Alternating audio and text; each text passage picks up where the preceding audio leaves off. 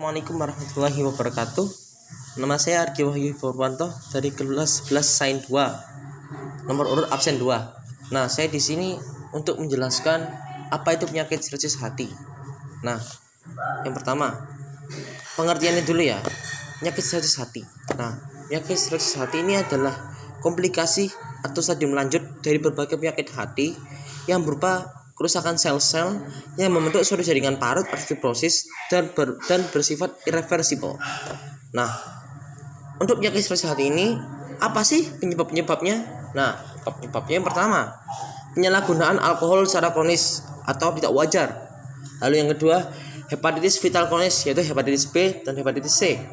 Lalu yang kedua, cystic fibrosis.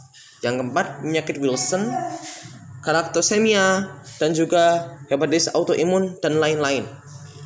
Nah, gejalanya itu apa sih? Yang pertama, perlu diingat kelelahan yang tidak wajar.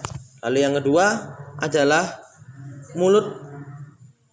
Yang kedua adalah kita itu mudah berdarah atau bila terluka sedikit itu darahnya mudah untuk keluar. Lalu yang ketiga, kulit terasa gatal. Yang keempat, putih mata dan juga kulit berwarna kuning. Lalu yang kelima, berat badan turun, nafsu makan turun, mual, disertai mengecilnya buah zakar dan juga membesarnya payudara pada laki-laki. Nah, bagaimana sih tips pengobatannya?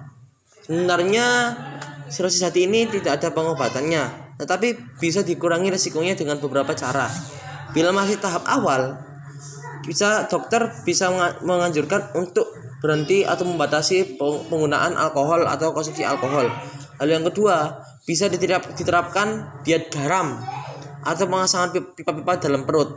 Atau bila sudah dalam tahap akhir, maka satu-satunya jalan adalah kita harus melaksanakan transplantasi hati. Nah, bagi teman-teman, harap untuk tetap menjaga kesehatan ya, agar tidak terkena penyakit ini. Nah, lalu lanjut, bagaimana sih tips agar kita itu tidak terkena penyakit ini? Nah, tipsnya itu mudah kawan-kawan. Ada 4. Yang pertama, hindari terlalu sering mengonsumsi alkohol. Lalu yang kedua, kita harus lebih sering banyak makan buah-buah dan sayur-sayuran.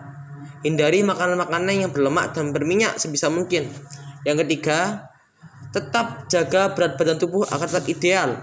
Yang keempat, hindari segala macam bentuk faktor yang dapat menyebabkan penyakit hati dalam diri kita. Nah, melaksanakan transplantasi hati. Nah, bagi teman-teman, harap untuk tetap menjaga kesehatan ya, agar tidak terkena penyakit ini. Nah, lalu lanjut, bagaimana sih tips agar kita itu tidak terkena penyakit ini? Nah, tipsnya itu mudah kawan-kawan.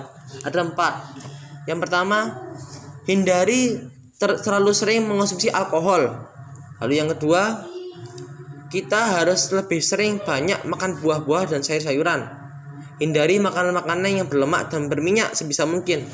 Yang ketiga, tetap jaga berat badan tubuh agar tetap ideal. Yang keempat, hindari segala macam bentuk faktor yang dapat menyebabkan penyakit hati dalam diri kita. Nah, informasi tambahan, resiko tertinggi yang dimiliki seseorang untuk menderita penyakit cirrosis hati adalah orang-orang yang sering mengobati obat-obatan yang merusak hati dan juga alkohol.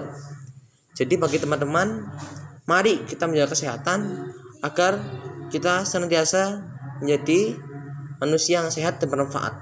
Sekian dari saya. Wassalamualaikum warahmatullahi wabarakatuh.